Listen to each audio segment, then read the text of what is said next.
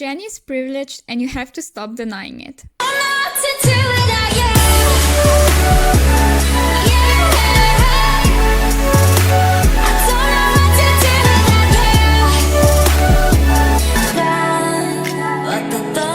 Hi Gen Angels, welcome back to my channel. For today's video, I decided to do the third part of my The Dark Side of Blackpink series. If you didn't watch previous 2 episodes, I'll leave the playlist in the iCard right now. I know we are getting a comeback in 2 days and I'll be having a whole review video on it, don't worry, but I still wanted to tackle this issue since I'm sure it will once again show up in the new song. And that's the preferential treatment in Blackpink. I know this topic has been discussed a million times before by so many channels, but I wanted to take a different look into it from a more psychological standpoint. Jennie is heavily favored by YG, and although so many blinks out there are trying to deny it, it's so blatantly obvious at this point that any type of denying becomes pointless. Even Rosé seems to be agreeing and noticing the preferential treatment publicly. In case somehow, after more than 6 months, you still don't know what went down, Rosie's father liked a post on Instagram which was showing all Blackpink members' individual activities in 2019 so far, and everybody had so much. Except Rosé. At that point, she had absolutely no promotions and opportunities. None. It got much better as of 2020, I must admit, but I think she still has the least. But anyways, her dad never likes fan posts, but he liked this one. It may seem delusional, but he clearly wanted to express something with it. Jennie is constantly getting new brand deals, to the point I can't even name all of the brands she worked with. The main one is Chanel, because she is their ambassador. But she also did photo shoots for Elle, Vogue, Calvin Klein, and many more. Meanwhile, Jisoo and Rosie are dusting away somewhere in the corner, which makes absolutely zero sense to me. This will sound harsh, but Rosé seems to be the only one that is actually passionate about singing and being a musician. She films covers lately all the time. Almost everything she does includes music in one way or another.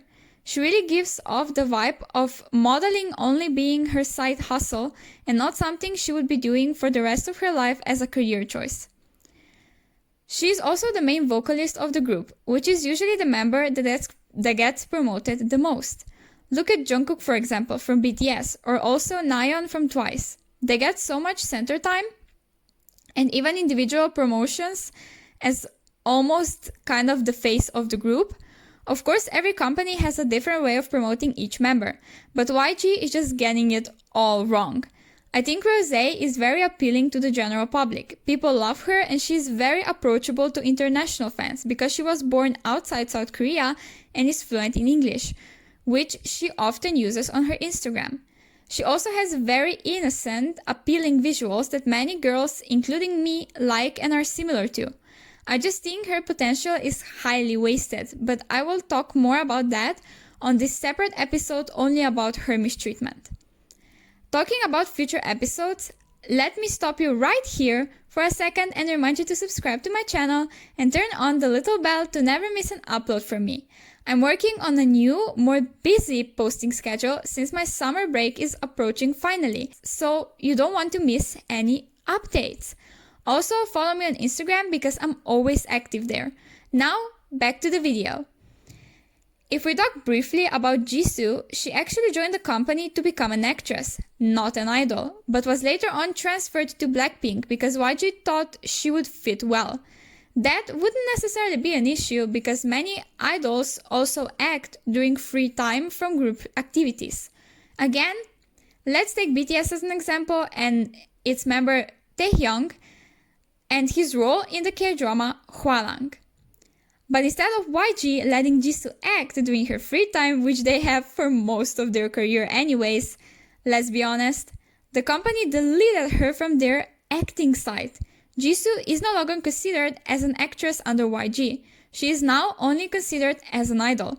This basically means they plan to give her no further roles in anything, unless they are probably extremely low on their budget and need some quick cash to survive. I just feel very sorry for her, since you can truly see how passionate she is about acting, which you don't necessarily notice as much while she's performing on stage. Not to mention that Jennie is the only one who got her solo debut even before the group itself got a full album.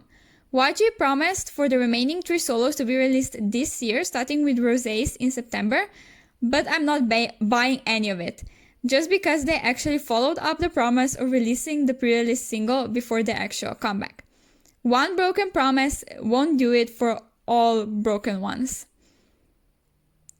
Jennie also gets the most lines in their songs, the best and most expensive, luxurious sponsorships, as I already mentioned earlier, gets stage outfits that are very visually outstanding from the others, be it color-wise or just overall vibe-wise, and also gets away without consequences with a lot, considering YG's strict rules, that I can almost assure you other members wouldn't.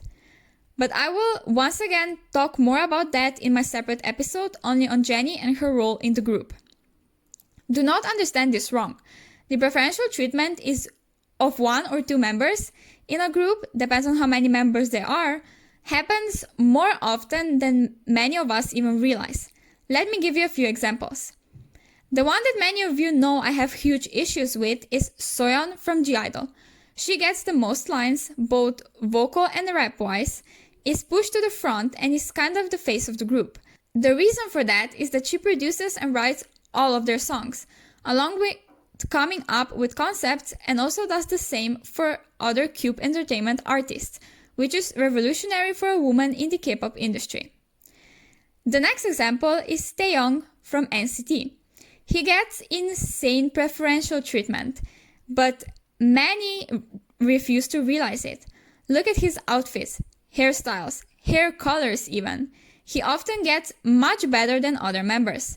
Don't even let me start on the amount of lines, screen time, center time, dance breaks, and solo activities he gets. It's absolutely insane. All of this is happening while other members, except Mark, are looking like his backup dancers sometimes. The thing that makes the whole Jennie situation worse is that there is no particular reason onto why she is so heavily privileged. She doesn't do anything else than other members. She doesn't produce or write songs, she doesn't choreograph or anything of that sort. For all of you that know YG, also know that this is nothing uncommon. Each and every single group under this damn company has or had a member that was pushed to the front the most, without any apparent reason sometimes. In Blackpink, that's Jennie. In Big Bang, that is and always was G-Dragon. But for him, I believe it all originated from the fact that Korea is obsessed with him. He is highly respected in the world of music and fashion. He has made a name for himself outside of YG, which of course generates the company a lot of income, so they decided to push him to the front and give him as many options as he can possibly get. In 21, that member was CL. I'm not very familiar with the group, but from what I've gathered from second gen stans on social media, she was always the one who kind of played the role of the face of the group. She was the first one that most people thought of when they heard the name 21. We won't even discuss how horribly they treated her after the group's disbandment, because I'm gonna get angry way too fast. In winner that so many of you like to ignore, but you shouldn't, it's Mino. This may sound a bit mean, but take into consideration that he's my bias and one of my ults. I think his preferential treatment comes from insane similarities to G-Dragon. Their styles are almost identical. They both paint and are very artistically driven, both are rappers and so on, which instantly drove many eyes onto him. I'm not saying there is anything wrong with that, but YG decided to grab the opportunity and cash out on it. That's why he also has many solo activities compared to the other members in the group. Preferential treatment is unfortunately something that crawls through this company left and right. Yes, it works money-wise, but in Jennie's case, almost does her more harm than good. She gets an insane amount of hate every single day because of this, and mostly because of the scandals she's been involved in, but never apologized or suffered any consequences for. Of course, those idols themselves do not have any control over being exposed to favoritism, since they can't really choose that role for themselves. The company does it for them. They are only left then with going along with it and doing their job by fulfilling all of the obligations they have.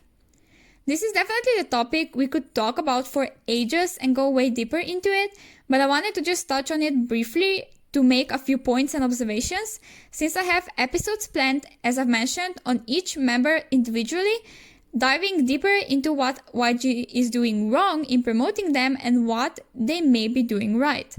I hope you enjoyed this video. Don't forget once again to subscribe, because many episodes are yet to come. Give this video a like because it helps my channel a lot, and I will see you again in my next video. Bye! Let's kill this. Yeah, yeah, yeah, yeah.